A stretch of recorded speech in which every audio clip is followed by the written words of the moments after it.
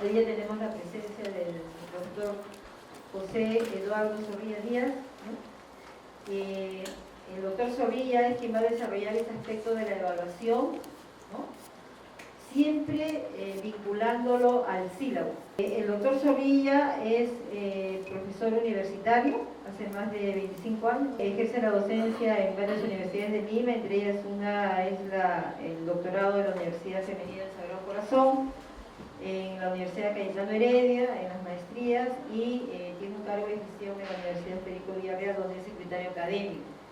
Todo su recorrido está vinculado al campo de la evaluación y la didáctica, y en el ámbito tanto universitario como en los ámbitos de educación inicial. Entonces nosotros le agradecemos y hemos alineado el trabajo, siempre estamos conversando en la línea de trabajo que queremos que ustedes logren. Muy bien, entonces lo dejo al doctor Zorrilla. Gracias doctora Margarita Wong. Muchas gracias también por la invitación y para poder compartir hoy día con ustedes un tema tan interesante, tan complejo y a veces controvertido como es la evaluación, ¿no? Tengo entendido que han empezado el día lunes, ¿no? Con un trabajo que significa el rediseño, ¿no? Rediseño del sílabo, ¿no? Han explorado también algunos otros aspectos referidos a la buena enseñanza, han visto lo que está relacionado al perfil, ¿no? A la sumilla y el sílabo. Muy bien. Dentro del diseño didáctico, nosotros tenemos tres aspectos fundamentales, ¿no? Y todo está engarzado. Uno de los aspectos fundamentales lo tenemos acá, dentro del diseño, tenemos lo que es la programación, tenemos lo que es la conducción y tenemos lo que es la evaluación. O sea, este es un diseño. Y ese es el trabajo que debe realizar todo aquel que realice una función docente. Sé que hay médicos, ¿no? Y enfermeras y otras áreas, pero todo trabajo que vamos a realizar académico en la universidad implica tres aspectos dentro del diseño didáctico. Uno es la programación. Segundo, la conducción. Y tercero, la evaluación. ¿Qué han estado ustedes realizando en estos días lunes y día martes? ¿Sobre qué aspectos han estado viendo? Sobre la programación, ¿no es cierto? Entonces, el sílabo, ¿qué cosa es? Es un instrumento de programación, porque ahí, un plan podremos decir, porque ahí usted va a consignar todo lo que va a realizar, lo que voy a hacer, no lo que voy a hacer, lo que voy a realizar, lo que voy a plasmar todavía a futuro.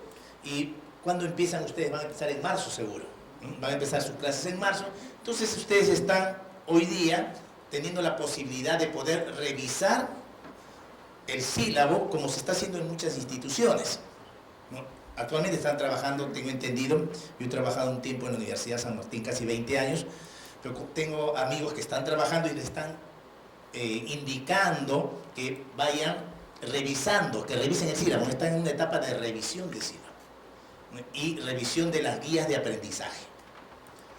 Muy bien, ustedes tienen esa posibilidad ahora de mejorar y actualizar sus sílabos. Entonces el sílabo va a plasmar ¿qué cosa? Ustedes ya lo han visto con la doctora Margarita Wong, han visto que tienen la sumilla, que es importante, ¿no es cierto? Porque la sumilla va a orientar todo el trabajo académico que ustedes van a realizar.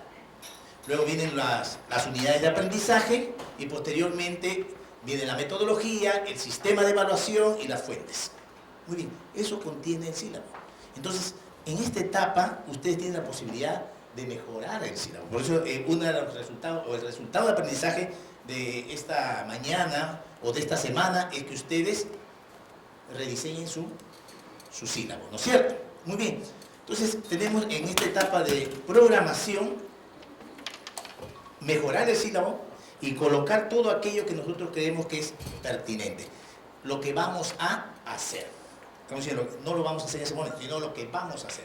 Para eso estamos pensando, estamos reflexionando en torno a una serie de aspectos. Seguro, un aspecto fundamental para nosotros, siempre en la universidad, es los contenidos, ¿no? Los contenidos son los temas de aprendizaje, ¿no? Entonces siempre decimos, bueno, hay que repensar si los contenidos están bien seleccionados, ¿no es cierto? Miren, yo soy convencido que ningún curso se agota o que ninguna asignatura se agota en 4 meses. Si usted busca en biología, en investigación, en filosofía, etcétera, 4 meses es poco, ¿no? Por lo tanto, ¿usted qué tiene que hacer? De acuerdo a su experiencia, de acuerdo a la valoración de los contenidos, usted va a tener que seleccionarlos, ¿no es cierto? Y hay, en algunas materias, siempre hay más avance porque se renuevan, hay nuevas investigaciones, etcétera, etcétera, etcétera. Muy bien, luego que programamos, ¿qué hacemos? En marzo, ejecutamos, ¿no? Todo lo que está acá, toda la parte de la programación, entonces tenemos que plasmarlo en la realidad. ¿Y qué implica la plasmación en la realidad? Utilizar un conjunto de estrategias, ¿no es cierto? ¿Cómo hago yo para que el estudiante pueda aprender? Han hablado de la buena enseñanza. Hoy día se considera al docente, bajo una nueva filosofía, que es el responsable del aprendizaje oral. El estudiante, entonces, si bien es cierto, es el que va a aprender, comparte con el docente, ¿no?, sus triunfos y fracasos, ¿no? Muy bien, entonces aquí, nosotros pensamos, ya está pensado acá, pero acá ejecutamos. Entonces, ¿qué estrategias voy a utilizar? ¿Qué técnicas de enseñanza-aprendizaje voy a utilizar? Etcétera, etcétera, etcétera, ¿no? Muy bien. Y luego tenemos la evaluación. La evaluación. Todos tenemos una idea de lo que es evaluación. De hecho, evaluamos. Pero todo tiene que estar alineado. Todo tiene que estar alineado. Por ejemplo, nosotros podemos haber hecho una muy buena programación. Ustedes han escuchado cuando dicen el papel aguanta todo, ¿no? Entonces, de repente, qué excelente la programación, ¿no? Bien hecha la programación, cumple todas sus etapas, etc. De repente también hacemos una buena plasmación de eso, o sea, ejecutamos bien, hemos seleccionado las estrategias adecuadas, hemos promovido, ¿no?, etcétera, y de repente evaluamos mal. Podemos echar a la borda todo si es que no alineamos toda esa filosofía de lo que es la evaluación en la actualidad y que va en concordancia con lo que sería un aprendizaje basado en competencias. Todos acá tenemos una idea de lo que es la evaluación. Sin embargo, vamos a tratar de unificar, ¿no?, unificar conceptos, puesto que uno de los aspectos críticos dentro de la evaluación es no tener una base conceptual referido a cómo vamos a evaluar. Generalmente, ¿cómo evaluamos nosotros? Aquellos que no tienen experiencia pedagógica. Generalmente, ¿cómo evaluamos? Seguramente, como nos evaluaron a nosotros en la universidad, cuando estudiamos. Hasta a veces retrocedemos, ¿no? Evaluamos cómo nos evaluaron en el colegio, porque esos son nuestros referentes. Muy bien, y tenemos como referente ello, pero ¿cómo realmente se debe evaluar? Vamos por un camino en el cual debemos tener, para lograr las competencias, evidencias. Hoy día se habla sobre las evidencias. Bueno, ¿qué evidencias hay sobre el aprendizaje que ha sido logrado? Muy bien, ¿qué cosa es la evaluación? Nosotros tenemos muchas ideas, seguro, al respecto, ¿no?, sobre lo que es la evaluación. Voy a ir desarrollando un conjunto de concepciones y luego vamos a participar posiblemente señalando cada uno qué entiende por evaluación. Le estaba señalando que uno de los puntos quizás flacos es que no hay una base teórica sobre lo que es el concepto, la filosofía y las funciones de lo que es la evaluación en sí. Si nosotros estamos en esta institución, ¿no?, universitaria, nos estamos siguiendo por todo un perfil, ¿no es cierto? Hay un perfil del profesional. Ese perfil, ¿quién lo ha definido? ¿Quién ha definido ese perfil del profesional en las diferentes carreras? La universidad, la institución, ¿no? La institución ha definido ese perfil. Seguro que han participado algunos profesores, ¿no?, con más experiencia, han participado también de repente alumnos, no sé, y han definido un perfil del egresado de una determinada profesión de las diferentes facultades de esta universidad.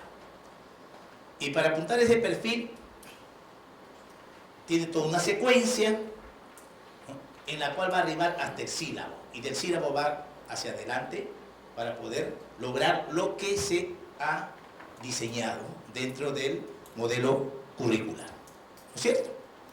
Muy bien, entonces nosotros tenemos que alinearnos a lo que dice la institución en torno a cómo se debe enseñar, cómo se debe aprender y cómo se debe evaluar. Porque si estamos apuntando todos hacia un perfil, todos tenemos que trabajar para lograr ese norte, para lograr ese objetivo. Mire, yo he trabajado en universidades privadas, sigo trabajando en una universidad nacional, donde se hace más complicada a veces las cosas, ¿no? Dice, yo evalúo como quiero, ¿no? Prácticamente. Yo evalúo, yo tengo libertad para evaluar. Me parece que eso no es lo correcto, ¿no? Porque hay formas, porque si estamos nosotros, por ejemplo, apuntando hacia un perfil, hay todo un sistema de enseñanza, un sistema de aprendizaje que tiene que ir, ¿no?, alineado a la evaluación. Entonces, la evaluación no está desligada. Si bien es cierto acá está de esta manera, ¿no?, la evaluación viene desde acá. Han estado revisando el sílabo, han estado evaluando el sílabo. ¿Están evaluando o no su sílabo? Sí, la evaluación viene de ahí. En la conducción, ¿qué estamos evaluando? Por supuesto que sí, estamos evaluando si es que hemos seleccionado bien nuestros contenidos. Estamos evaluando si son las metodologías, estoy hablando de la enseñanza, pero también estoy evaluando al alumno.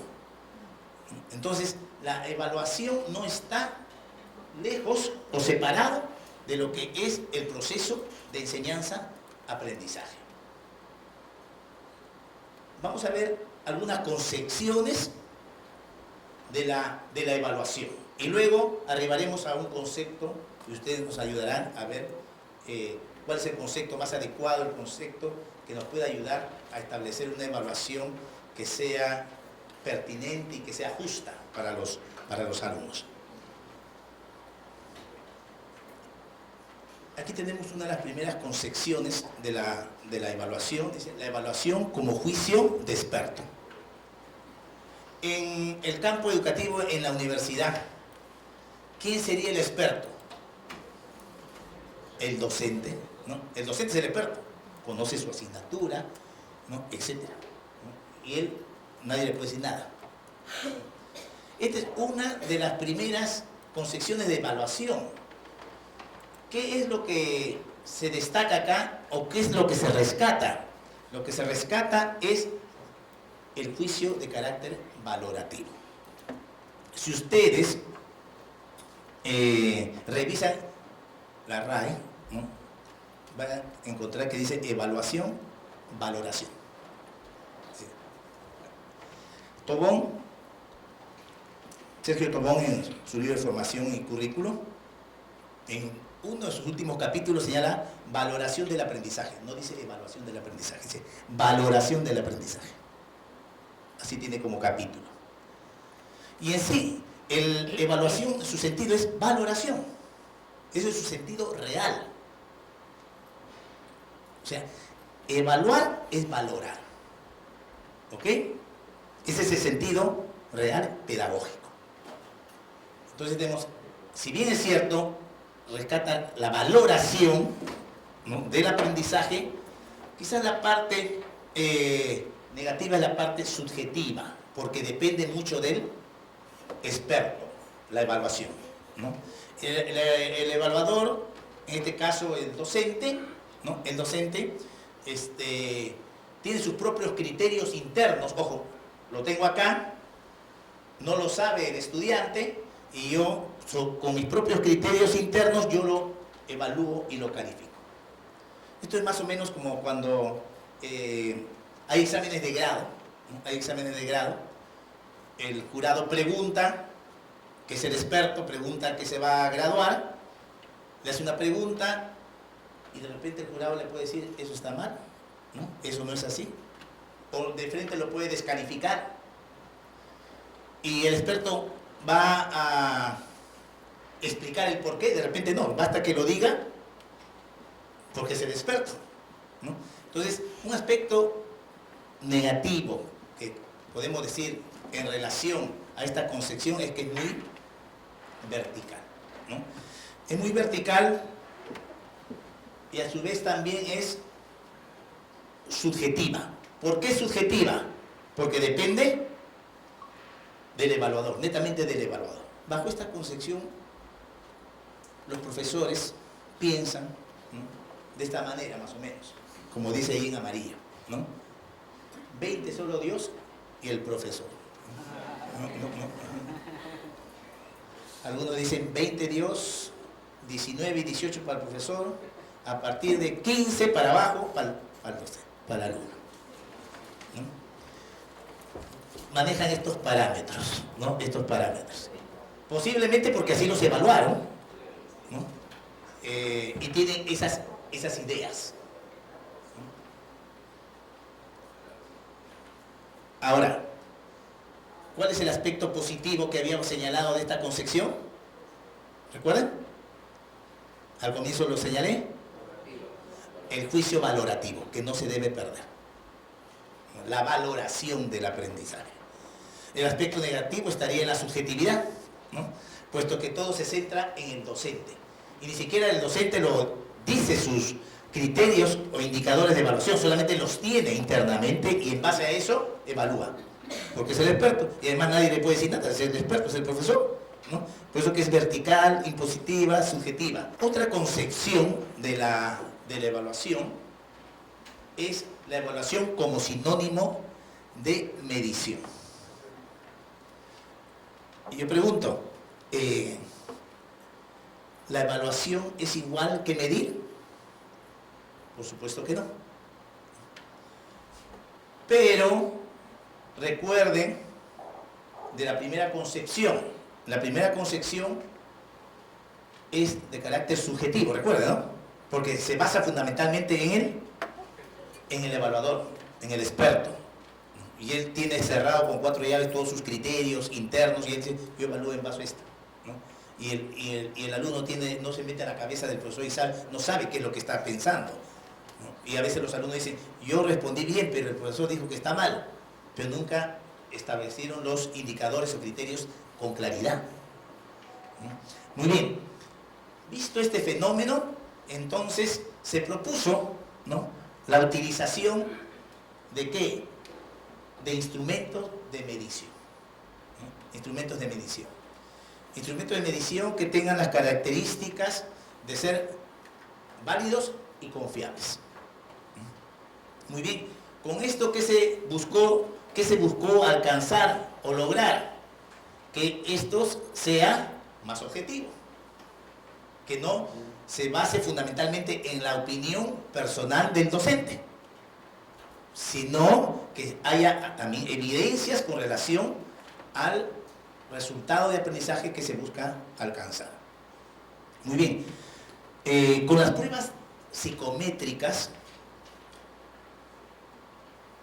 se impulsó el desarrollo de las pruebas objetivas. Entonces hablaba de las pruebas objetivas. las pruebas de selección múltiple, por ejemplo, ¿no? Pero estas fueron motivadas casualmente por el aporte de la psicología y la teoría psicométrica, donde se medía la inteligencia. Hay test de inteligencia, ¿no es cierto?, que se desarrollaron a comienzos del siglo pasado y que antes era una necesidad y obligatoria en los colegios. Se tomaba pruebas de inteligencia para saber si era normal, ¿no? O sea, si era superdotado, el normal y el infradotado. Hoy día están prohibidas, hace tiempo están prohibidas las pruebas de inteligencia porque todos tienen derecho a la educación. Pero ¿qué hacían ahí? Se medía, ¿qué cosa? La inteligencia. ¿Sí? No, decía, el CI, el coeficiente de inteligencia, ¿no? Decía, la medición, se mide, ¿no? Está midiéndose. Entonces, evidentemente que había una medición, pero medir no es igual que evaluar. Pero con ello, con esta intromisión, si se quiere decir, o inclusión, se confundió evaluar como si fuera medición. Por eso que el título que tiene acá es evaluación como sinónimo de medición, pero no es, ¿no? No es lo mismo. Se pensó en aquella época que era lo mismo, medir que evaluar. Aquí que se pone énfasis en los instrumentos. En los instrumentos de evaluación aparecen las pruebas subjetivas, las pruebas de doble alternativa, etc. Pero se le da, ¿qué cosa acá? Un exagerado valor que se le otorga a los exámenes y a las pruebas de lápiz y papel. Tiene mucho más importancia en muchos casos, ¿no?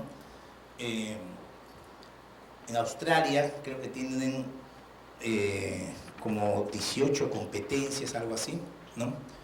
Y que casi todas esas competencias no se evalúan a través de lápiz y papel. La mayoría se evalúa por otras técnicas, por la observación, por ejemplo. O sea, que una prueba escrita no es pertinente, ¿no?, para evaluar ciertas competencias.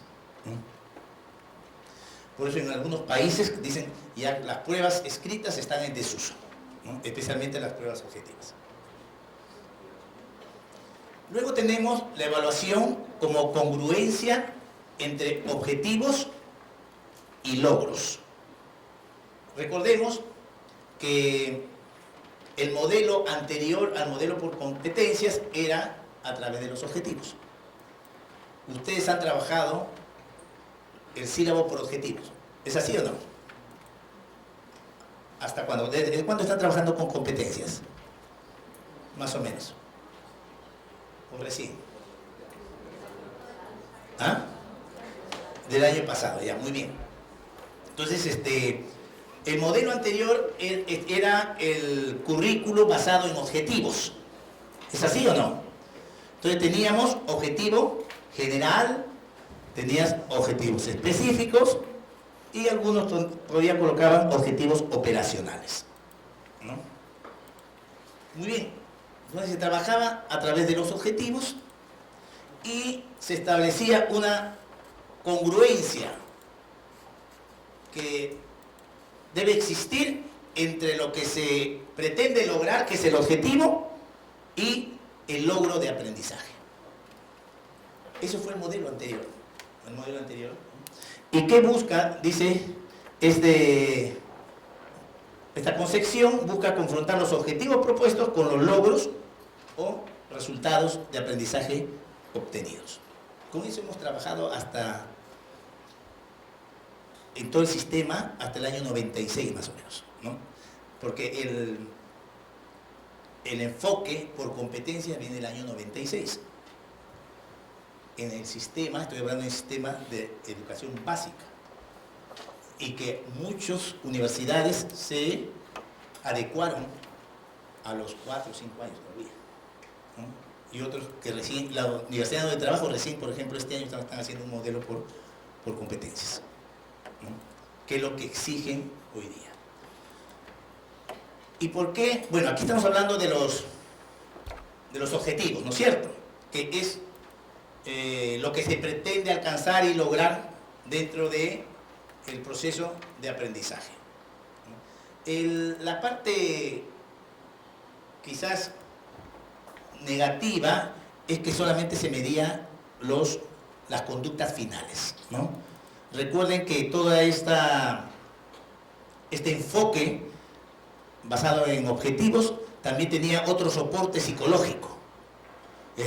Ustedes han escuchado de Pavlov, conductista, ¿no? Conductista, Sondheim, Skinner, que hoy día están relegados, pero que ellos sirvieron como soporte teórico para la aplicación de la programación de los diseños curriculares por objetivos y por ende evaluación basada en objetivos. ¿Por qué el cambio de competencias? El año 96, ¿no? Estamos hablando del cambio en el mundo, ¿no? El año 96 se le encarga a Jacques Delors, ¿no?, que haga un diagnóstico y evaluación de la educación en el mundo. Y el producto de esa investigación, es un libro que no sé si ustedes lo han leído. Ese libro, La educación encierra un tesoro. No sé si lo han leído, ¿no? Es un libro que todo educador o docente debe leerlo, ¿no? Se editó el año 96. Aquí en el Perú salió y se agotó y ya nada más no salió la edición, pero lo encuentran ustedes por internet, ¿no? Parece un título de libro escolar, ¿no? La educación encierra un tesoro. Esa literatura que es el resultado, ¿no?, que es el resultado de la evaluación que le encargan a Jacques Delors, francés él, luego de hacer un análisis de la educación, hace el análisis de la educación en América Latina, América del Norte, Europa, Asia, Oceanía, hace la evaluación en el mundo y señala que la educación debe tener como base 4 pilares, los 4 pilares de la educación. A ver, no sé si de repente alguien sabe cuáles son esos 4 pilares de la educación, que dice que se debe enseñar para mejorar los sistemas educativos. Y todos los países que están dentro de la UNESCO desarrollan este modelo educativo. Pues más de 150 países, creo 160 países, que están en la UNESCO. ¿Cuáles son esos 4 pilares de la educación? A ver, ¿alguien de repente ha leído este libro? Aprender a conocer, o aprender a conocer o aprender a aprender. Segundo, aprender a hacer. Aprender a hacer. Tercero, aprender a ser persona. Y cuarto, aprender a convivir con los demás. Esa es la propuesta de la UNESCO. Y esos pilares deben funcionar en todo sistema educativo. Y así lo están haciendo. Esto no es solamente un cambio en el Perú, es un cambio en el mundo. A raíz de esta propuesta primigenia. Y si ustedes ven, las competencias se basan en eso. ¿Es así o no? Las competencias integran lo que está señalándose en los 4 pilares de la educación, que es el aprender a conocer o aprender a aprender, el aprender a hacer, el aprender a ser y el aprender a convivir con los demás. Luego del análisis que hace en el mundo con relación a la educación. Por lo tanto, debe evaluarse ahora en base a las competencias, ¿no?, y también evaluar en base a competencias, ¿no? Muy bien. Por último, tenemos la evaluación como un proceso de delineamiento y uso de información. Aquí tenemos un aporte de la TGS, ¿no?, de la TGS. ¿Qué es la TGS? Es la Teoría General de Sistemas. Entonces, la Teoría General de Sistemas aporta en la educación con esta propuesta, ¿no?, que es el proceso de delinear y obtener y prever información útil para tomar decisiones, ¿no? Ve la educación como un sistema, ¿no? Pero como vuelvo a señalar, esta propuesta de la Teoría General de Sistemas ingresa a varias disciplinas, la administración, ingeniería, etcétera, ¿no?, y hasta lo que es aplicable, ¿no?, en cada en cada asignatura, ¿no? Muy bien. Entonces tenemos el sistema, vemos entrada, proceso, salida, recuerdan ustedes, ¿no? Tenemos un sistema y la realimentación o la retroalimentación, que es lo que se utiliza en la educación y es un aporte de esta concepción de la educación. Entonces, a ver, ¿quién me puede decir qué es evaluación para ustedes? O de acuerdo a las concepciones que hemos visto, ¿estas concepciones están vigentes o han desaparecido? ¿No? ¿Qué dicen ustedes? Pienso que la evaluación está muy alejada de lo que es la medición solamente. También está muy alejado de lo que es esperar un resultado al final de un curso o al final de una unidad. Entonces, en ese sentido, pienso que la evaluación, aparte de ser un proceso continuo, debe fortalecer más que medir las capacidades, competencias, indicadores que los estudiantes deben lograr. De hecho, la evaluación es un proceso, ¿no? Eso tenemos que tener claro, ¿no?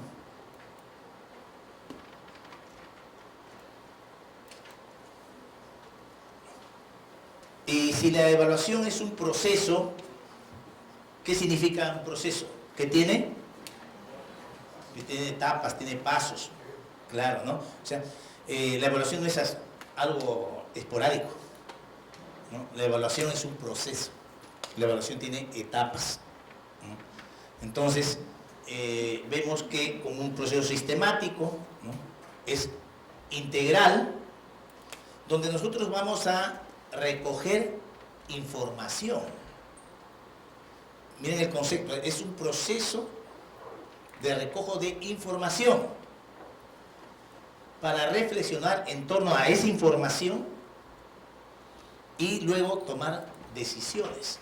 Es lo que señala acá, ¿no? Cuando dice, para emitir un juicio de valor que nos permita tomar decisiones encaminadas a mejorar dicho proceso. Entonces la evaluación es un proceso que su intencionalidad es mejorar el proceso de enseñanza-aprendizaje. ¿Cuál es la naturaleza de la evaluación? Dice, ¿para qué evaluamos nosotros? ¿Para qué se evalúa? Se evalúa para mejorar. Uno evalúa y establece cuáles son sus debilidades y cuáles son sus fortalezas, ¿no? Bueno, potencio mis fortalezas y, bueno, superaré mis debilidades, pero yo estoy haciendo una evaluación, una valoración al respecto. Muy bien, entonces, la evaluación vamos a entenderlo como un proceso de recojo de información. Cuando más información tengamos, creo que vamos a estar mucho más posicionados para tomar decisiones. Y además, para ser, más que nada, justos con nuestros alumnos. Porque a veces nos pueden decir, seguro, no sé si alguna vez ustedes, sus alumnos han dicho, profesor, usted qué injusto es, ¿no? Esa nota no me corresponde, ¿no? Él ha hecho esto y yo he hecho esto y usted a él ha puesto más nota que a mí. ¿Cuándo digamos que nosotros somos justos con nuestros alumnos, ¿no? En sus calificativos, ¿no? Entonces, concordamos que la evaluación es un proceso de recojo permanente de información, establecer las evidencias, valoramos esa información y luego tomamos decisiones al respecto. Una serie de decisiones, se puede tomar diferentes decisiones en todas las etapas del proceso de la evaluación. Muy bien, dice, recogemos información. ¿Cómo vamos a recoger la información? A través de diferentes instrumentos, ¿no? Un proceso de valoración en la cual vamos a tener un parámetro de referencia. Ese parámetro de referencia puede ser el indicador, puede ser un criterio. Siempre evaluamos en base a algo. Tenemos un referente, evaluamos en base a un referente, ¿no es cierto? Y luego tomamos decisiones al respecto. Con la doctora Margarita Wong han visto lo que son los indicadores, ¿no es cierto? Y qué es lo que me supongo que han trabajado ya ustedes. Ustedes tienen una matriz, ¿no? Una matriz que se les ha dado, en la cual está establecida la competencia, los resultados de aprendizaje y los indicadores. Tengo entendido que han trabajado hasta ahí. Vamos a verlo a la parte final, ¿no? En la parte final vamos a ver la secuencia para luego ver en el recuadro que sigue qué es lo que hay, en el recuadro que sigue, en la columna que sigue de indicadores que hay, las evidencias, muy bien, y la que sigue, los instrumentos, muy bien. Entonces, los indicadores son evidencias concretas, dice, ¿no? Evidencias concretas o visibles de lo que se quiere verificar, tanto como habilidades, ¿no? Observables, destrezas, ¿no?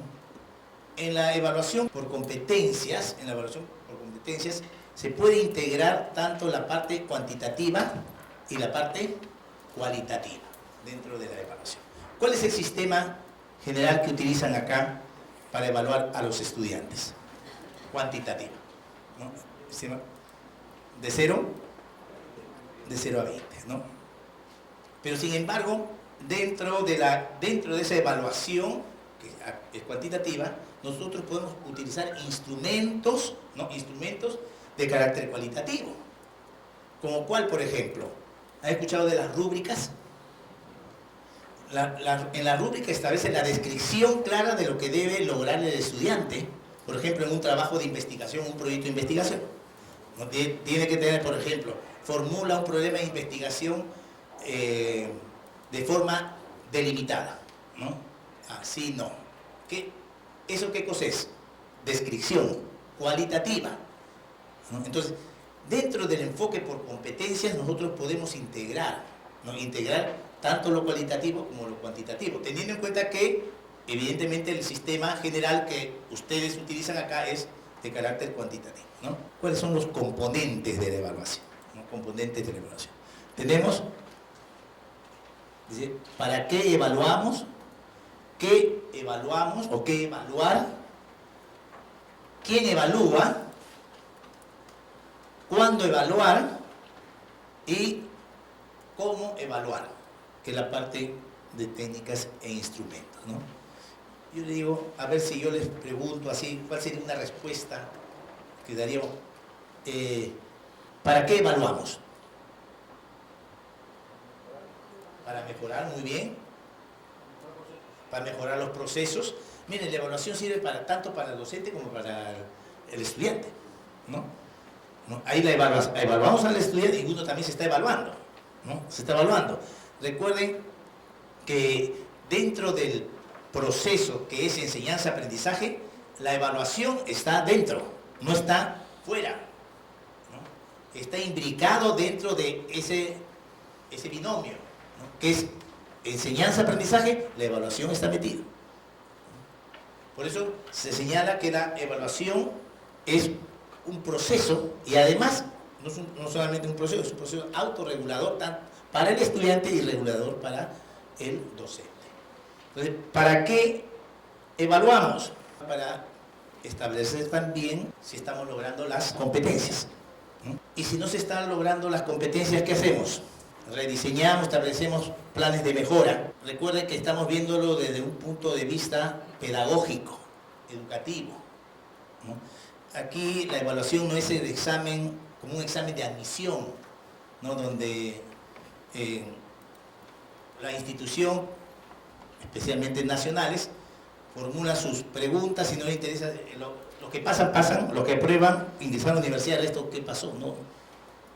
No tiene para mí no tiene ningún sentido educativo, ¿no? Es solamente selectivo. Pero sentido educativo, para mí parece que careciera de sentido educativo, ¿no? Porque es simplemente selectivo. Más bien la evaluación tiene otra connotación. Y ya en otras latitudes ya las evaluaciones de cuestionario están siendo bien cuestionadas, ¿no? Bien cuestionadas. Incluso algunos ya se han dejado de lado, ¿no? Muy bien, entonces funciona la evaluación para lograr la competencia, establecer planes de mejora, realimentamos al alumno, ¿no? Y tiene también las siguientes funciones, ¿no? La función diagnóstica. ¿Ustedes qué hacen el primer día de clases cuando llegan al salón? A ver qué me dicen, ¿qué hacen el primer día de clases? ¿Qué hacen? ¿Explican? El sílabo. Y usted tiene que ahí que marketearse, decir que su curso es Claro, lo máximo, ¿no? Claro, usted tiene que... depende del curso. No, todos los cursos son importantes.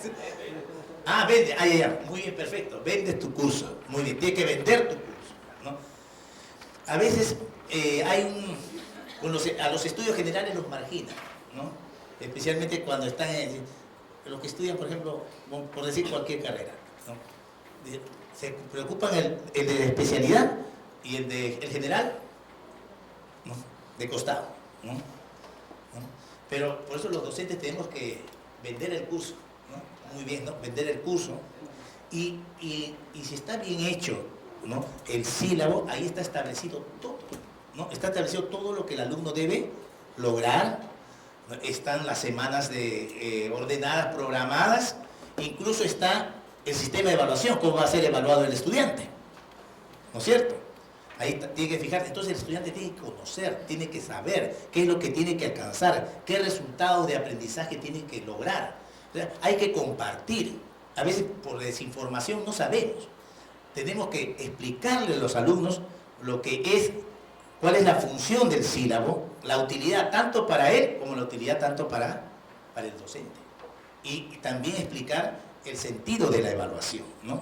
Que es un poco más complejo posiblemente, porque a veces los alumnos no entienden cuál es el sentido de la evaluación, porque el alumno quiere pasar aunque sea con 11, ¿no? Acá 14, ya, sí, ¿no?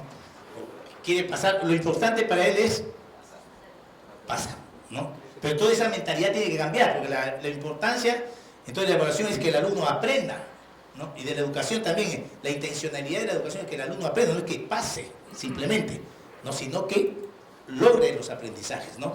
Alcance los resultados de aprendizaje. ¿Sí? Yo soy profesor de dibujo, en ingeniería. En la primera clase, en ingeniería mecánica, les expliqué justamente lo del sílabo, cómo íbamos a evaluar y la rúbrica, y todo lo demás. El asunto es que yo les pedí un dibujo en una lámina,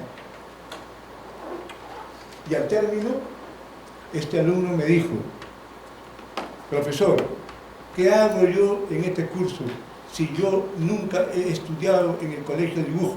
Yo he estudiado en un colegio preuniversitario. Mire mi trabajo. Y realmente era un desastre.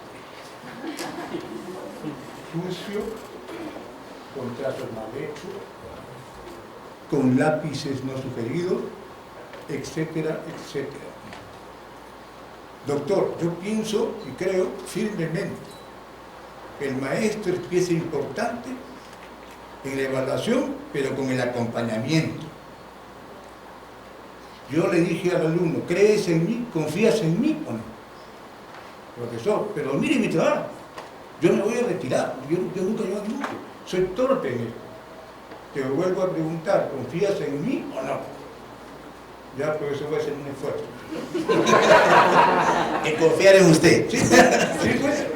Porque yo sentía nulo, ¿eh? Mire. Empecé el trabajo especialmente con él. Y obviamente con los demás. Más personalizado con él, porque era prácticamente el nulo en la asignatura. Lo asocié cerca a él como uno de los mejores alumnos. Y le pedí que reforzara también a él como buen amigo en las cosas que tenía que hacer. Le dije: vamos a empezar, tienes que empezar por ser disciplinado y obediente en lo que te voy a decir. Para que no ensuciar, tienes que hacer esto. Para el buen trazo tienes que afilar el lápiz así y utilizar este lápiz. Para hacer el buen trazo tienes que utilizar así las escuadras, las reglas, etc. Vaya que el chico fue disciplinado. Amigo, créanme que al término del ciclo me presentó un trabajo excelente. Hasta el punto que le di la oportunidad al primer alumno, no sé si lo conocerán, a Guamán Guango. Guamán, califícalo tú. Tú estás en condición de calificarlo. Miró Guamán Guango y me dijo: profesor, aquí lo que tengo que valorar es el esfuerzo primeramente que ha hecho el alumno. Y todo lo que ha aprendido, soy testigo de eso. Creo que se merece mi nota o de repente un punto menos, pero por ahí va. Ponle en la cartulina. Y le puso 20. Esta es una experiencia que me indicó a mí de la enorme oportunidad que debe tener un profesor para ser generoso con sus alumnos, para poder entender el nivel de aprendizaje, el ritmo de aprendizaje, y entender que la evaluación es continua, que es un proceso. Si empezó con 0, él terminó con 20. Pero el asunto estaba aquí. En el proceso tenía bajas notas. En la segunda subió, tercera subió y en el cuarto tremendamente. Y cuando le promediábamos, le salía un 14 mínimamente. Yo pregunté a un colega y me dijo que era el primer año que enseñaba aquí. Oye, no, me dijo, hermano, si tú crees que este chico sale 20, ponle 20, hermano, porque la verdad que el proceso, él se lo ha conseguido. Yo tenía cierto temor.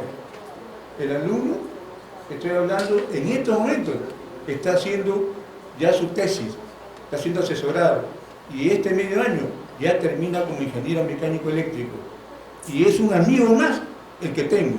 Y es un amigo que me saluda de donde está, que se acerca donde está porque se ganó la confianza. Y ese fue el primer paso para mí para entender que este era el mejor método y la mejor estrategia para conseguir las competencias en el alumno. Créanme, colegas, que esta es la pura verdad. Me siento satisfecho y me siento yo con este alumno gratificado, porque verdaderamente a partir de él empecé a entender definitivamente que las cosas eran así. Y las sigo haciendo. A mí no me cuesta ponerle un 20 a alguien que se lo merece. Usted lo dijo temprano, solamente Dios. Y es falso, porque hay alumnos, sinceramente, que se hacen unos trabajos de repente mejores que ellos. Sinceramente. Y eso, verdaderamente gratificante. Como les digo yo, al final de mis clases, es una experiencia. Muchachos, estoy un poco cansado, pero me voy tranquilo y feliz a mi casa. Ahora sí me voy a sentar a tomar mi jugo y voy a descansar. Feliz para llegar mañana de igual manera a estar mejor. Gracias, profesor. Yo también me voy contento y feliz por lo que he aprendido hoy día. La evaluación es parte fundamental. Y aquí termino. Primer día de clases de arquitectura y le pregunté a la media hora, ahora sí quiero que ustedes participen, después de explicar el sílabo y cosas. Y me dijo uno, profesor, cuando yo lo vi sentado en el escritorio, yo entré, me dio miedo usted. ¿Por qué? Le dije. Lo vi un señor con canas, con lentes y serio. Pero a esta media hora quiero expresarle que me equivoqué tremendamente. Es todo lo contrario. Entonces por ahí también creo yo que también el alumno percibe la actitud del maestro, cómo llega el primer día para generar confianza. Yo tuve profesor en matemática en el colegio Manuel Pardo, que recuerdo cuando llegó a la primera clase, me dice, por si acaso, me sacó su lapicero rojo, por si acaso, si ustedes no representan trabajo bien desarrollado, limpio, forrado y a tiempo, miren, me mostraron el rojo, que lo tenía siempre ahí. Y su lente del profesor era lentes verdes, que ni se le veían los ojos, ¿sabes? Miren, no expresaba confianza. En cambio, fíjese, yo ayer estuve reflexionando con la doctora Buón, que nos explicaba, y en cada paso decía que se sentía cansadita, y es normal, pero nunca ha perdido de entregarles una sonrisa para enseñarles, una actitud positiva, de comprensión. Nunca dejó eso, y ojalá que nunca lo deje, porque realmente esa confianza también se entrega en los alumnos facialmente, con gestos, con actitudes, con buenas formas. Yo creo que el éxito del aprendizaje entra muy seriamente por esa parte. Gracias por escuchar. Muy bien, gracias también por compartir su experiencia como docente, ¿no? Eso me hace acordar,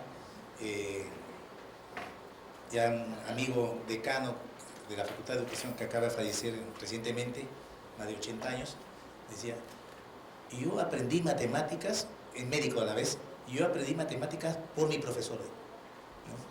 Porque a mí no me gustaba matemáticas, ¿no? Pero yo odiaba las matemáticas, pero al final, dice, aprendí las matemáticas, ¿por qué? Por el profesor. Miren, la importancia y el rol del profesor, ¿no? Hoy día, en la buena enseñanza,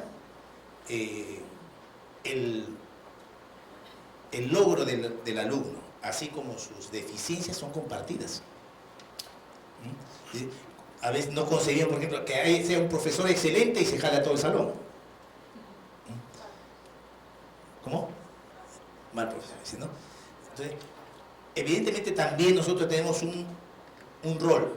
El rol de promover los aprendizajes y el estudiante el rol de aprender, evidentemente, ¿no? Pero el docente, con su calidez, ¿no?, tiene mucho que lograr con los estudiantes, ¿no? Depende de las estrategias, depende de muchos factores, ¿no? Depende de muchos factores, pero lo importante es que el docente dé apertura, ¿no? Un docente, ya no estamos en la educación tradicional. Recuerden que la educación, la enseñanza, aprendizaje está centrada ahora ¿en dónde? En el alumno. El centro del aprendizaje ya no es el profesor, ya no es el profesor en la cátedra, ¿no?, donde discursiaba, ¿no? Ahora hay una relación diferente. Los conceptos también han cambiado.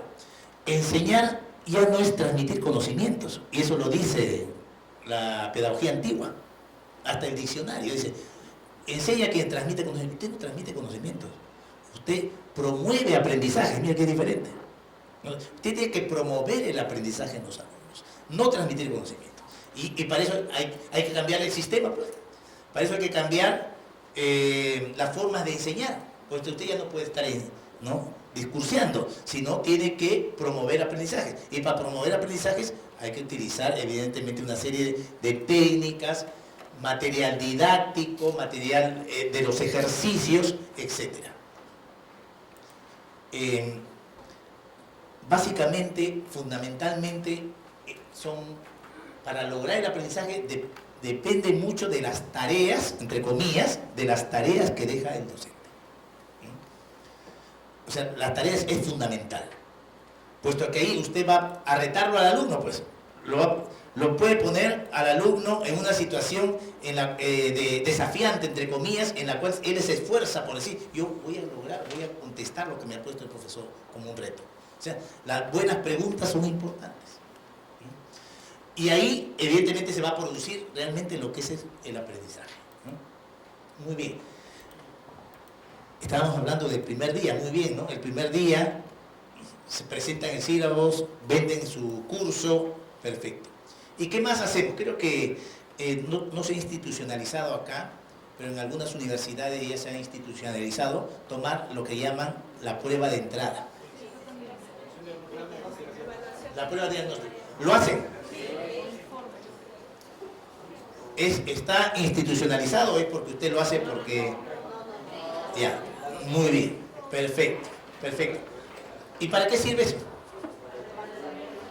Muy bien, para saber cómo llegan, ¿no? Cómo llegan, si tienen los conocimientos previos, o lo llamamos los prerequisitos, etc., ¿no? Muy bien, tomamos nuestra prueba de entrada como un referente, ¿no es cierto? Es un referente porque no es para promoción, no es para promoción. También tenemos la función de la evaluación, es una función pronóstica.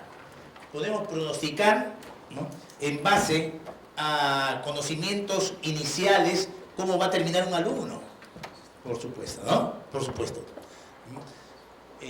Dice, permite la predicción del rendimiento con cierta precisión.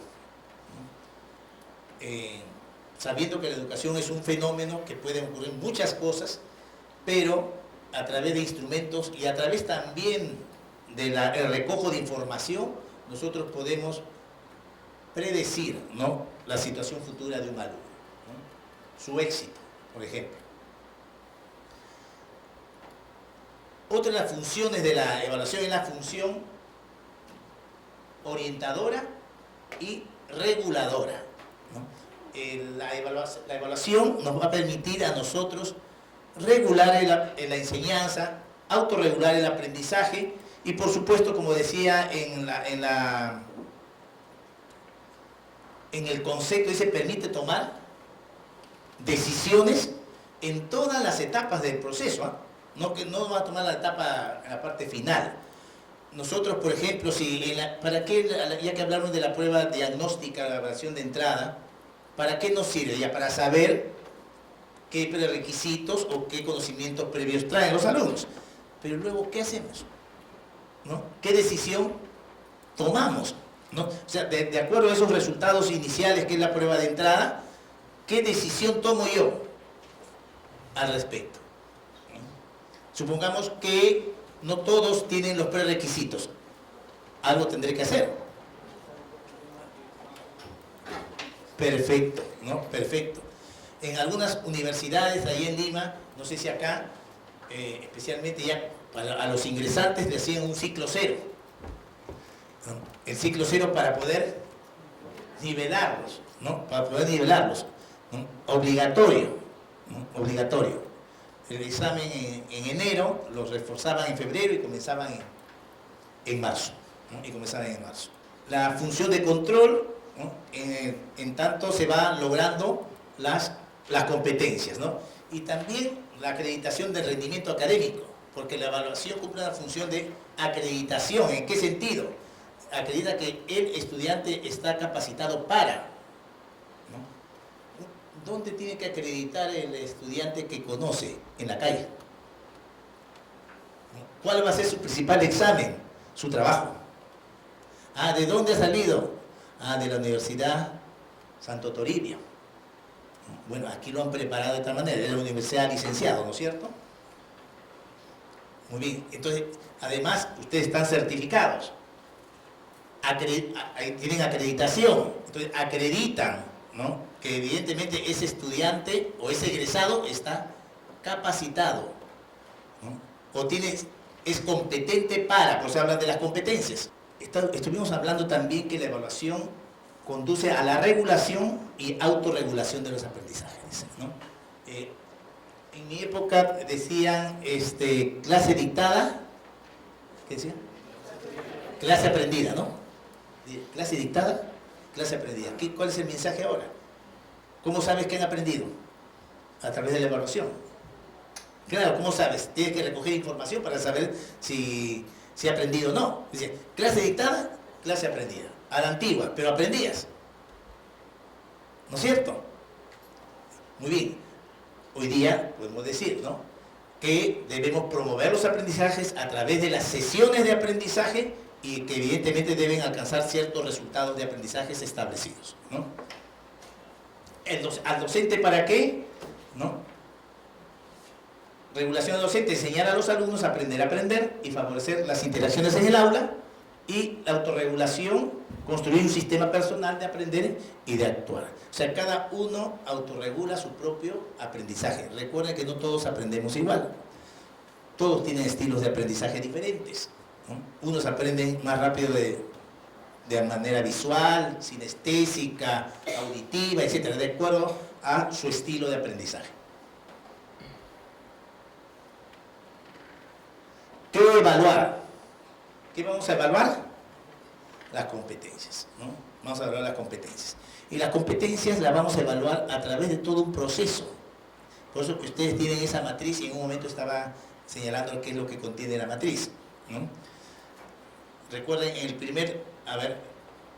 la primera columna tienen la competencia, ¿de acuerdo? De la matriz. Luego tienen los resultados de aprendizaje. O sea, tiene toda una secuencia. Finalmente, evidentemente, recogemos las evidencias, y esas evidencias tienen que, valga la redundancia, evidenciar que está logrando, ¿no?, la competencia, ¿no? O sea, es un desempeño complejo que permite a las personas interactuar eficazmente en su medio. Entonces, ¿cuándo una persona es competente? ¿O cuándo una persona alcanza una determinada competencia? Pues la competencia viene de competente, ¿no es cierto? Competencia para. Recordemos que el término de competencia viene fundamentalmente del campo laboral, ¿no?, de las competencias profesionales exigidas para el campo de trabajo. El año pasado yo estuve enseñando a los profesores del Senati en una maestría a través de la Cayetano. Tenía un convenio con el Senati. El Senati le pagaba la maestría a todos sus profesores, ¿no? Y el aprendizaje, ahí tiene un tipo de aprendizaje dual, ¿no? Aprendizaje dual, pero tienen tienen más libertad que los institutos técnicos que están más alineados con el Ministerio de Educación. El SENATI tiene la facultad de poder modificar permanentemente sus currículos y sus sílabos. Recuerden que la parte técnica cambia casi de un día para otro, ¿no? ¿Y cómo formulan sus planes curriculares? Hay un directorio de empresarios, y los empresarios dicen: nosotros queremos tal profesional. Nos van a traer máquinas de Alemania, nos van a traer máquinas de tal, y las máquinas los manejan esa máquina quiero que lo utilicen. Entonces los preparan para el manejo de esas máquinas. Tuve la oportunidad de ir a Trujillo y vi cómo habían desmantelado un Corolla nuevecito, ¿no? Estaba casi sin nada, solamente el chasis. ¿Por qué? Porque la misma Toyota les había enviado los carros que tenían un Corolla y un Hilux, ¿no? Estaba desarmado casi todo, ¿no? Pero nuevecito. Tuve la oportunidad de entrar a la planta y les enseñan a los estudiantes del SENATI porque los instrumentos para cada auto es diferente, ¿no? Entonces, hay una relación, en este caso, con la empresa, ¿no? Con la empresa. Bien, en este caso decimos muy bien que son competentes, los prepara para ser competentes fundamentalmente para el campo laboral, ¿no? Yo pienso que las competencias deben ir más allá, ¿no? Debe ser una competencia tanto, no solamente para el campo laboral, sino para la vida en general, ¿no? Ahí viene una crítica a las competencias, ¿no? Los preparan como una parte del engranaje productivo, ¿no? Del engranaje productivo, y no para la vida, para un desarrollo en sociedad. Ahí hay una de las críticas que se le hace a las competencias, porque de ahí nace. ¿Qué significa ser competente? Habíamos señalado que para ser competente tiene que conocer, recordemos los 4 pilares de la educación, se basa en eso, ¿no? Tiene que conocer lo que hace, tiene que realizarlo eficazmente. O sea, el hacer y con un sentido en la vida práctica, ¿no? En la vida práctica, en situaciones reales. Por eso que las tareas, los ejercicios tienen que ir correlacionados con situaciones reales de la vida. O sea, las buenas tareas incitan, los buenos ejercicios te motivan, ¿no? Los buenos ejercicios, tareas retadoras, el alumno está ahí y trabaja. Siempre y cuando estas sean pues tareas motivadoras, ¿no? Responder con eficacia y satisfacción y responder asertivamente en la interacción, dice, por los demás, ¿no? Que guarda los 3 componentes de una competencia: el hacer, el saber, el hacer, y con un sentido de ello, ¿no? Las competencias básicas son las competencias que se alcanzan en la educación básica. Estoy hablando primaria y secundaria, inicial. En las competencias profesionales, como acá, tenemos las competencias genéricas y las competencias específicas, ¿no? Las genéricas que deben tener para todas las profesiones, ¿no? Y las específicas exclusivamente para el desarrollo profesional específico de una ocupación, cumplir funciones de una ocupación determinada, ¿no? Evidentemente hay otros tipos de clasificación de competencias, pero esto es el que más se usa, ¿no? Las básicas, que son las que se aprenden en la educación básica, como el leer, escribir, etcétera, ¿no? Las competencias genéricas, ¿no? que son para todas las profesiones, por ejemplo, comunicarse, ¿no? Comunicarse asertivamente, ¿no? Ser líder, pues eso está enmarcado dentro de los estudios generales. Y las competencias específicas, que son los cursos de especialidad. Muy bien, ¿qué incluye una competencia? Los contenidos, ¿qué cosa? Contenidos conceptuales, lo que estaba señalando, contenidos procedimentales y contenidos actitudinales, ¿no? Uno de los errores, si se quiere decir, con relación a los aprendizajes y en la evaluación, es que nos centramos mucho en este tipo de contenidos, ¿no? En los contenidos conceptuales, ¿no? Y las preguntas a veces los orientamos a esto, esas serían preguntas de carácter a veces memorista, ¿no? Tenemos aprendizajes de hechos y datos factuales y conceptuales como conceptos, principios, teorías, leyes, etc. Los contenidos procedimentales, ¿no?, que es el hacer, ¿no? Fundamentalmente, en la competencia lo que se evalúa es el desempeño. ¿Cómo se desempeña el estudiante en torno a una situación de aprendizaje? Entonces, ¿qué evaluamos acá? ¿Qué contenido tratamos? Habilidades, procedimientos de habilidades, técnicas, estrategias, procedimientos. Y finalmente tenemos los contenidos actitudinales que establecen normas, actitudes y valores. En la mañana me preguntaron si podíamos evaluar y medir la filosofía y la ética, ¿no? ¿Cómo podemos hacer, ¿no?, referido a ello? Evidentemente se puede evaluar, ¿no? Se puede evaluar estos contenidos actitudinales que evidentemente son complejos. Para cada uno de los contenidos que hemos visto, por ejemplo, el contenido conceptual, el procedimental, el actitudinal, vamos a utilizar, a ver, por sentido común, los mismos instrumentos. ¿Será igual evaluar solidaridad a que sepa utilizar una raíz cuadrada? No, eso, hay otras formas de evaluar, ¿no? Por ejemplo, yo trabajo en la Facultad de Educación de la Universidad Villarreal. Ahí tenemos una escuela de educación física. ¿Cómo evalúa el profesor de educación física? ¿Lápiz y papel? ¿Cómo debe evaluar así? Por criterio además, ¿no? ¿Cómo evalúo yo la gimnasia, por ejemplo? A través de la observación. ¿Es así o no? Claro, pero tendrá que tener su lista de cotejo, ¿no? Ahí están sus indicadores.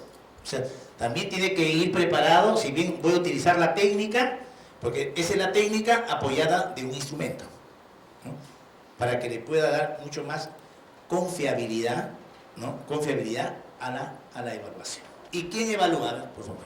Antes de pasar al tema de quién evalúa, tengo una pregunta. Según lo que usted está plasmando en el tema de la evaluación, basado en contenidos conceptuales, procedimentales y actitudinales, la pregunta es la siguiente: ¿es correcto pensar que yo podría hacer un instrumento en mis clases para evaluar los contenidos conceptuales, luego contenidos procedimentales, otro instrumento y otro instrumento para evaluar los contenidos actitudinales, tanto así que en mi sílabo yo puedo colocar un porcentaje global para cada contenido? ¿Es correcto ese tipo de evaluación? No necesita, ¿no? En un instrumento puede tener, por ejemplo, el conceptual y el procedimental, ¿no? Antes utilizaban para la evaluación, especialmente para la parte conceptual, no sé si han escuchado ustedes sobre la taxonomía de Benjamin Bloom, ¿no? Entonces decía, y los había puesto por niveles, del más pobre al más rico, por decir, ¿no?, en sabiduría, ¿no? Por ejemplo, decía, en la taxonomía de Bloom, habla de taxonomía de Benjamin Bloom.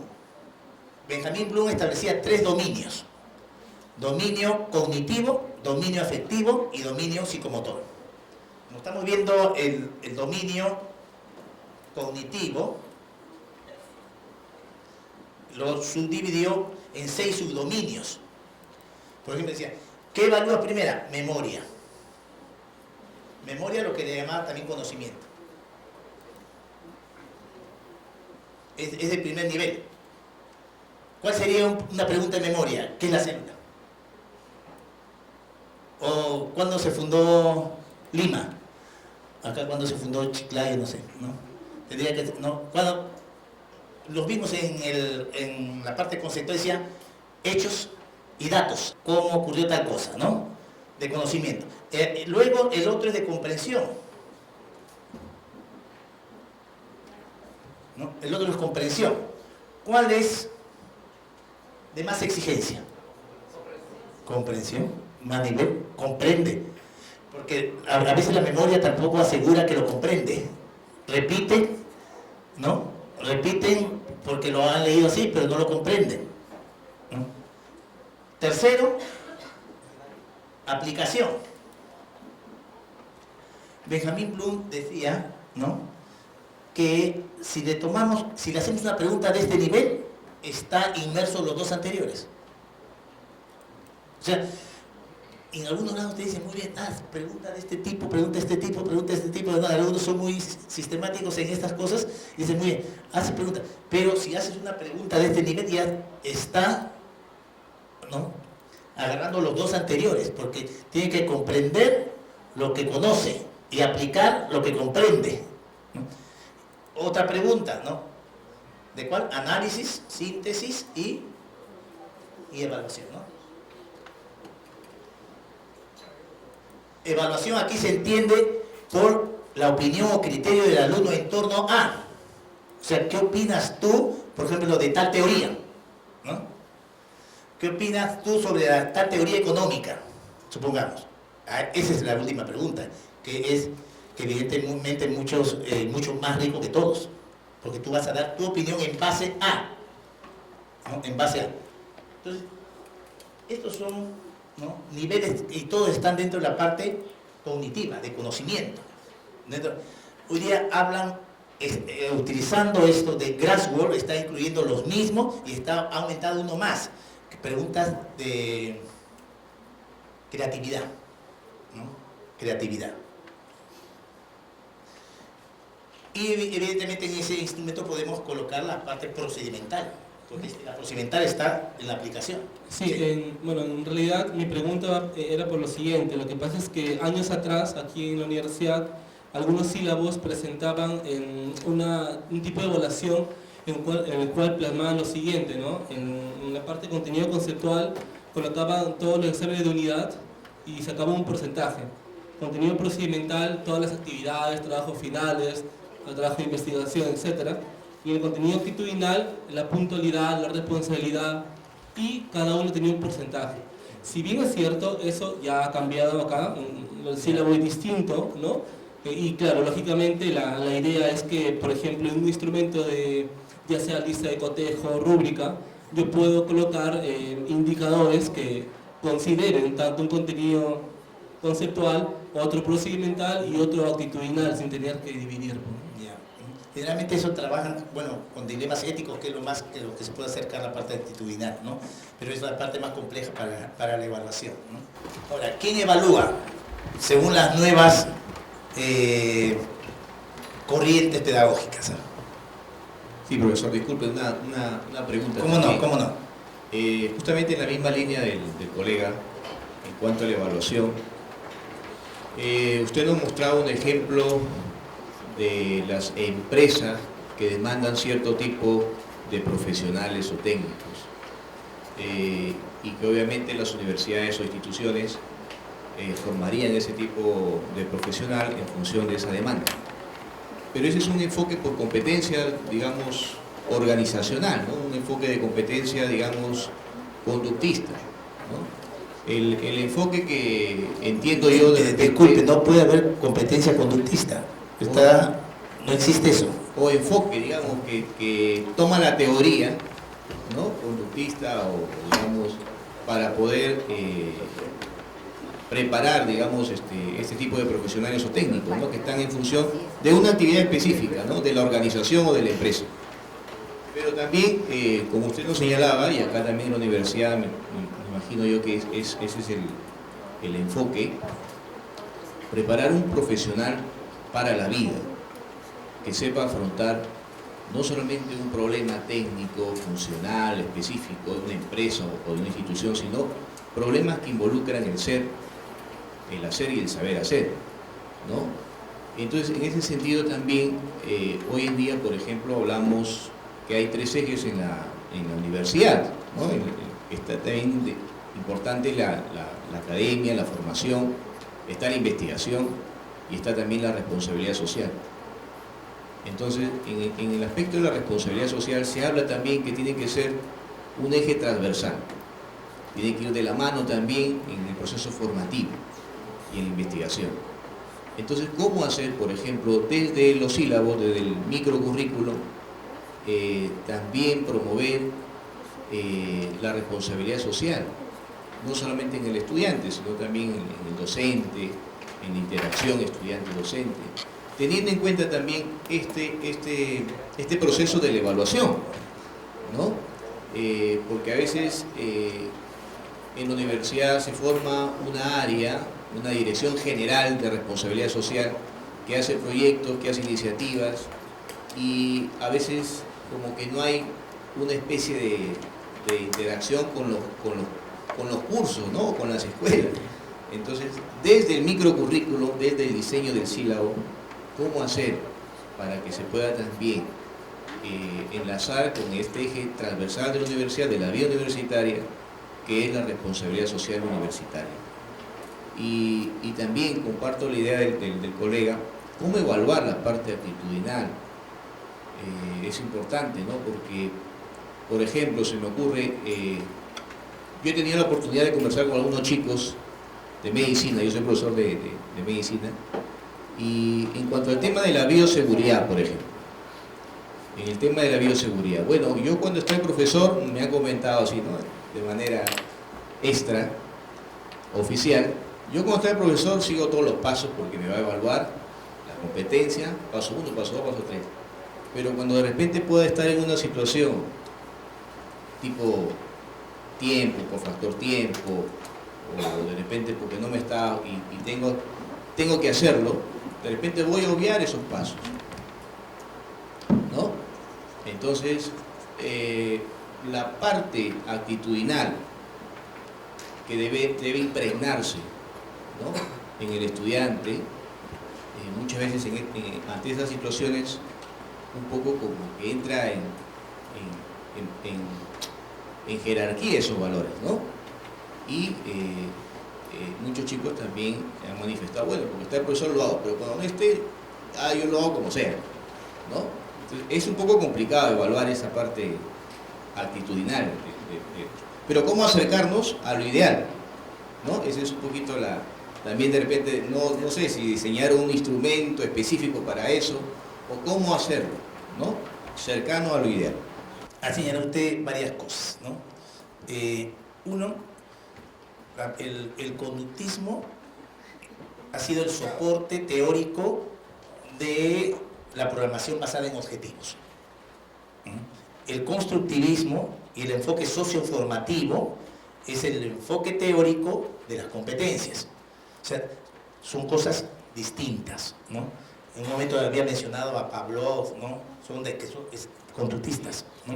Y ahora hablamos más bien de Auschwitz, Vygotsky, etcétera, que son el soporte teórico del constructivismo en sí, ¿no? O del aprendizaje basado en competencias. Lo otro, por ejemplo, ¿qué dice la ley universitaria? Lo que estaba señalando usted con relación a la parte de formativa, responsabilidad social, etcétera. Ya está contemplada en la ley universitaria, ¿no? En uno de los últimos artículos me parece que está, ¿no? Pero hay una parte que no se ha modificado de la ley universitaria con la anterior. Si ustedes han revisado la ley universitaria, señala qué tipo de formación da la universidad. ¿Qué dice? Da una formación humanista, tecnológica y científica. Eso es lo que dice la ley. Dice, la universidad da una formación humanista, tecnológica y científica, o científica y tecnológica. ¿Realmente la universidad cumple esa función? ¿Te da una formación humanista, científica y tecnológica? Para que apunte ahí, por eso que la malla curricular debe apuntar ahí, y básicamente está la parte humanista en los estudios generales. A veces dicen un médico, un abogado, ¿para qué me enseñan? Por decir, algunos cursos, por ejemplo, de sociología o ciencias sociales. ¿Para qué me enseñan? ¿No? ¿Para qué me enseñan? Hay otros cursos que es cultura, ¿no? Cultura y sociedad, ¿no? ¿Para qué voy a saber de la cultura yo, no? Yo he venido acá para estudiar Derecho, ¿no? He venido a estudiar Medicina. Esa es la parte humanista. Esa es la parte... Ahora, hay que ver qué porcentaje hay, porque hay un porcentaje para estudios generales, según la ley también, y hay un porcentaje de de los estudios ya de especialidad y genéricos, ¿no? Entonces, eso está establecido ahora en la ley, por eso que tienen que adecuarse, no sé, ya deben haberse adecuado acá a la ley universitaria, en tanto a los porcentajes que pide la ley para estudios generales, y porcentaje creo que es 35%, creo. Perdón, créditos, sí, 35 créditos, 35 créditos, ¿no? No es 35%, son 35 créditos que debe tener de formación de estudios generales, ¿no? Formación de estudios generales, ¿no? Ahora, conozco algunas universidades que incluso dentro de los cursos tienen curso de ecología y responsabilidad social, así se llama, ¿no? O sea, se va adecuando a lo que solicitan los tiempos de ahora, ¿no? Y está en la misma ley universitaria. Muy bien. ¿Alguna otra participación? En relación a lo manifestado, en que el alumno hace el procedimiento bien solo cuando lo ve el profesor.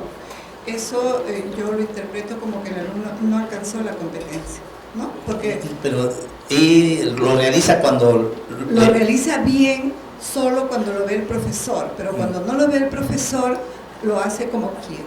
Para mí, en mi interpretación, es que no alcanzó la competencia, porque tiene un elemento cognitivo procedimental, pero no actitudinal, y la competencia, para lograrla, tiene que tener esos tres elementos. Si no, lamentablemente, y como lo vemos en la realidad, porque yo también trabajo en salud, ¿no? El 90% de los procesos que impartimos el alumno no logra la competencia, porque como lo dijo el profesor, lo hacía bien porque el profesor lo veía. En el caso de nosotros, las enfermeras, por ejemplo, lo hago bien porque ahí está la supervisora mirándome, y eso no es haber alcanzado una competencia. Es igual como los padres.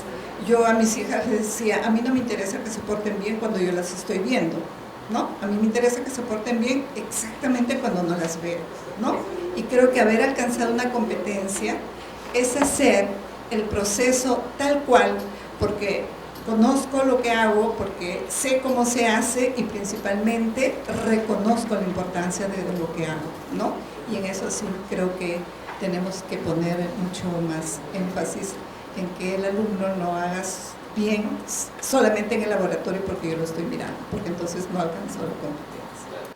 Bueno, totalmente de acuerdo, porque la competencia es una situación integral, no solamente un aspecto. La competencia engloba todo lo que muy bien la profesora ha señalado, ¿no?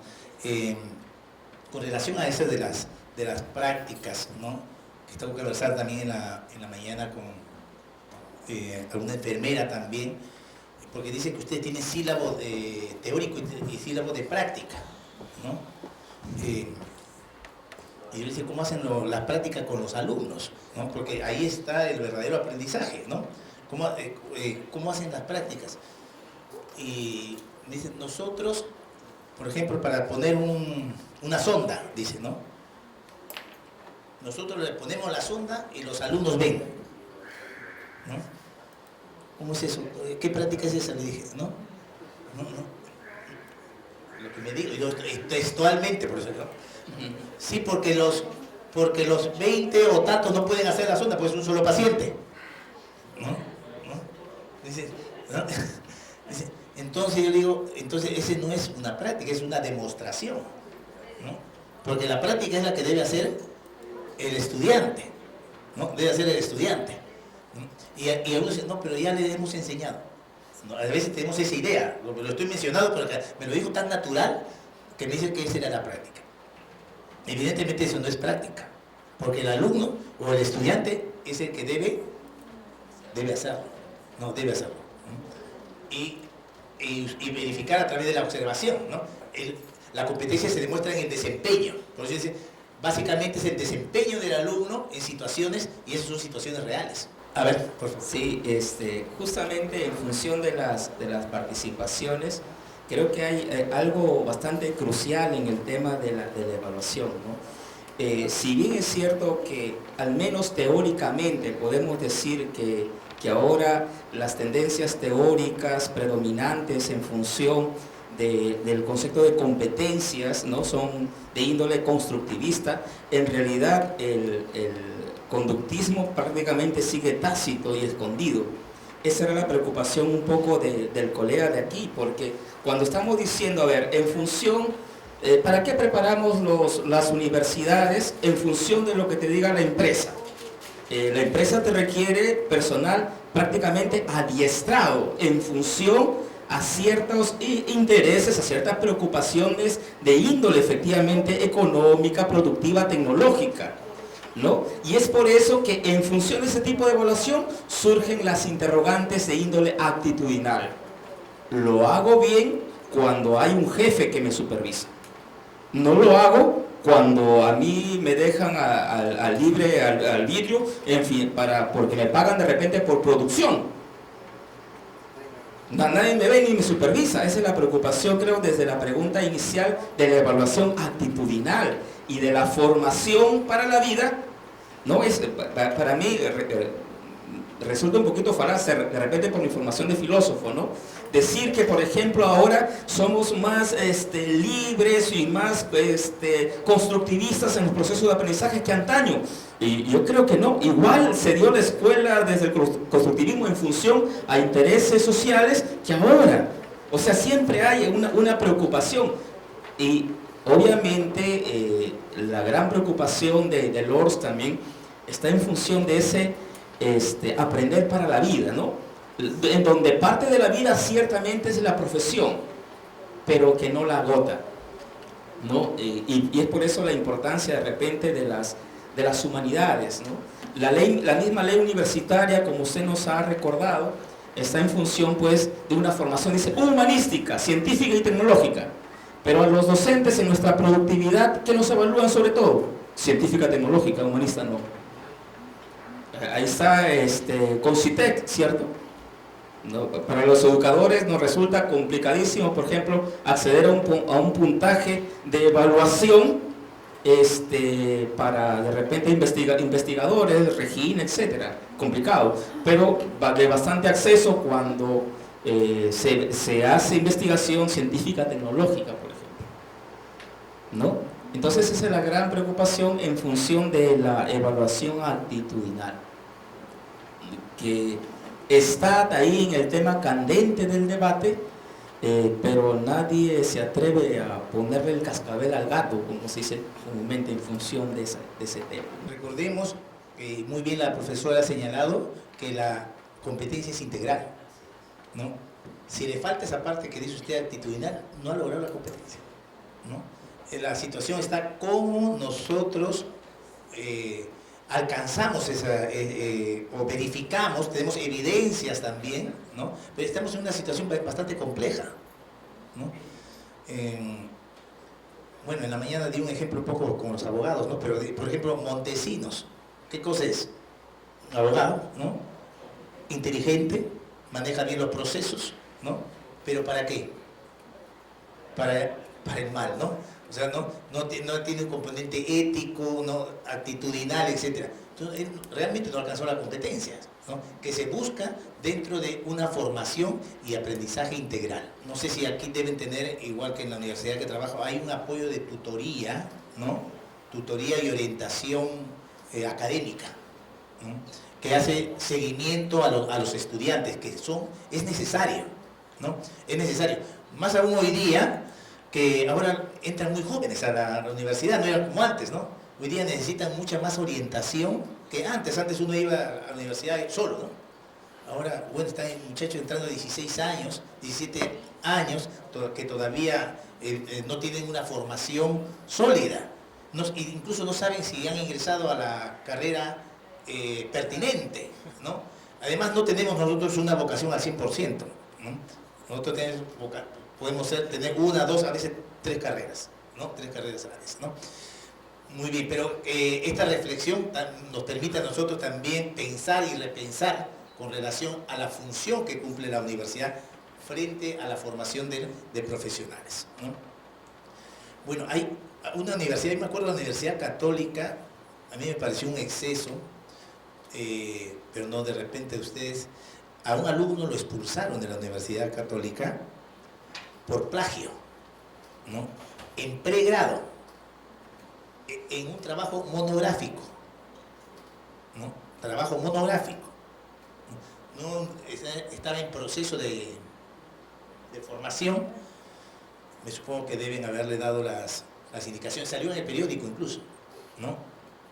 Salió un titular, ¿no? Que lo expulsaban por haber copiado, ¿no? Pero el titular decía por plagio, que es una actitud, ¿no? Una actitud que evidentemente está faltando, ¿no? A normas.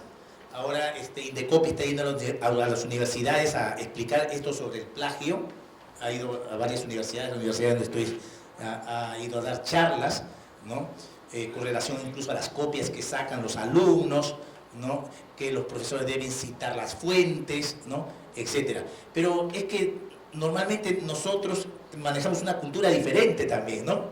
O sea, para nosotros a veces es normal algunas cosas que hacemos, porque así lo hemos visto, ¿no? En otros, ustedes saben que los libros incluso dicen que no se pueden copiar algunos, ¿no? Ni parciales, ¿no? Etcétera. Entonces, debemos formar, ¿no? a estudiantes o informarles a la vez sobre estas situaciones en la cual son censurables, ¿no? Pero que a veces lo hacemos sin... ¿Por qué? Porque, entre comillas, parece que fuera común, ¿no? Y normal. Bien, ¿quién evalúa? Hoy día, un poco que se democratiza la evaluación.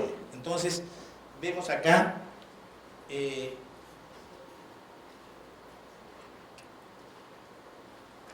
¿quién es el que aprende? El estudiante. Entonces, el estudiante, por lógica, tiene que saber cómo está aprendiendo y también saber qué es lo que tiene que mejorar, ¿no? Qué es lo que tiene que superar. Entonces, es importante, por eso que hablan también de la metacognición, ¿no?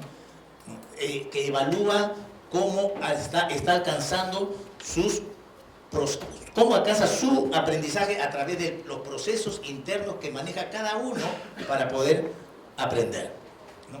Entonces tenemos que hay que hacer una autoevaluación, la autoevaluación, porque el que tiene que mejorar es el estudiante, el que tiene que aprender es el estudiante, evidentemente con un apoyo del docente, ¿no? El apoyo del docente, orientarle para que pueda también hacer su autoevaluación al respecto.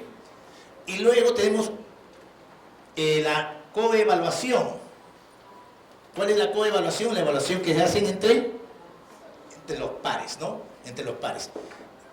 Y la heteroevaluación, que es la evaluación que realizamos nosotros, ¿no? Realizamos nosotros a los estudiantes. Evidentemente este es un reto, ¿no? Es un reto, en la cual cambia pues toda una cultura de la evaluación, ¿no? Otro enfoque de lo que es la evaluación. La evaluación no debe ser una evaluación punitiva, ¿no? No debe ser una evaluación policial, ¿no? Hay algunos profesores que se paran sobre la carpeta para, ¿no? Cuando hay examen, ¿no? Entonces, es cambiar todo el sentido de la evaluación, ¿no? Cambia todo. Entonces, vemos que la evaluación debe cambiar, ¿no? Debe tener otra mirada de la evaluación, ¿no? Su función de la evaluación, la importancia de lo que es la evaluación, que a veces los estudiantes no lo entienden, ¿no? Entonces, tenemos ahí una propuesta de evaluación un poco más democrática, que habla de la autoevaluación, de la heteroevaluación y de la coevaluación o interevaluación. ¿Y cuándo vamos a evaluar? Tenemos generalmente un semestre. ¿Cómo hacen ustedes acá en el semestre? Hay evaluación parcial y final, ¿no? ¿No? Finalmente, ¿no? Parcial, final, ¿no? Muy bien, ¿no? Vemos que la parcial y final estaría en cuál de estas tres evaluaciones. ¿Dónde lo encajarían ustedes? La sumativa, ¿no? En la sumativa, ¿no? Vamos a ir desarrollando uno por uno para poderle dar un sentido. Hemos señalado, y lo mencionó el profesor, que la evaluación es un proceso, ¿no es cierto? La evaluación es un proceso. Entonces, empezamos el proceso y tomamos nuestra prueba de entrada, nuestra prueba diagnóstica, que es la primera, ¿no? Eso hará que nosotros tomemos ciertas decisiones al respecto, valorar el aprendizaje que traen los alumnos, establecer si tienen los conocimientos previos, ya lo mencionaron acá, si tienen los prerequisitos, etc. Entonces, se da al inicio de una nueva fase de aprendizaje. Tenemos entonces la evaluación diagnóstica, ¿no? Que es la primera etapa de acá, ¿no? De los tipos de evaluación. Luego tenemos la evaluación formativa. Hoy día se habla mucho de que debemos potenciar este tipo de evaluación, ¿no? Que es la evaluación formativa. ¿Cuál es la evaluación formativa? Es la evaluación que realiza el docente en el mismo proceso de aprendizaje, ¿no? Como decir, llevándolo de la mano, pero no tanto, ¿no? Porque hay que dejar que el estudiante logre pues, sus aprendizajes autónomos, ¿no? Pero, ¿qué señala aquí? Dice, durante el proceso de aprendizaje, o sea, se da durante el mismo proceso de aprendizaje. En un momento señalé que las tareas que usted les deja como ejercicios deben ser importantes, ¿no? O sea, tienen que ser que se acerque más a la realidad. Si yo le estoy dejando una tarea, aquí el profesor de dibujo, no sé, le habrá dicho, hagan tal dibujo con tales trazos, no sé, más o menos, ¿no? Entonces, ¿qué? ¿El profesor luego se va a sentar? No, el profesor va a tener que andar por ahí, ¿no? Va a andar y va a ir viendo, no sé, verificando, y el profesor le va a dar su opinión, una opinión, ¿no? Mira, esto me parece tal cosa, le dice, ¿no? Si fuera otra asignatura, oye, estás yendo por mal camino, ¿ah? Por ahí está yendo, está yendo por mal camino. A ver, revisa, piensa, reflexiona, ¿cómo es? ¿No? O, ¿qué está haciendo ahí? Evaluación formativa. Está haciendo evaluación formativa. ¿Qué está haciendo? Antes que se desbarranque, usted lo está retroalimentando, usted está corrigiendo. O sea, no espera que ya el trabajo lo entregue, no. Mire, ahí lo está corrigiendo. ¿Ves? Y eso se llama evaluación formativa. En el camino, agota, ¿no? Agota, puede ser el trabajo del docente, ¿no? Tiene que movilizarse, tiene que andar, tiene que verificar, está viendo, muy bien, estoy caminando por acá, converso con el alumno, hay una interacción que es importante, hay una comunicación, y a la vez usted está haciendo lo que señala ahí, ¿no? Corrigiendo, controlando los logros de aprendizaje, sus procesos, qué dificultades va teniendo, que se dan a lo largo de ese proceso de aprendizaje. O sea, este tipo de evaluación, en la cual dentro de todos los tipos es la que le dan mucho más énfasis para el éxito del alumno y éxito docente, ¿no? No es tan fácil, exige más trabajo del docente, ¿no? Esfuerzo, ¿no? Revisión, etcétera, pero tus resultados seguramente van a ser mucho mejor, ¿no? Mucho mejor. Algunos dicen, si hacemos una buena evaluación formativa, ya no necesitamos la sumativa, porque ya, ¿no? Está mirando, ¿no? Evaluando, estoy hablando de varias, un día acá, otro día, 2, 3 días, 4 días, está haciendo en esa semana la evaluación, ¿no? Y usted ve, pues, ya sabe cómo está su trabajo, ¿no? Ya determinó ya que ha ido por buen camino. Y el producto. No estoy diciendo calificar, que es otra cosa, ¿no? No estoy diciendo que esté calificando, que esté evaluando.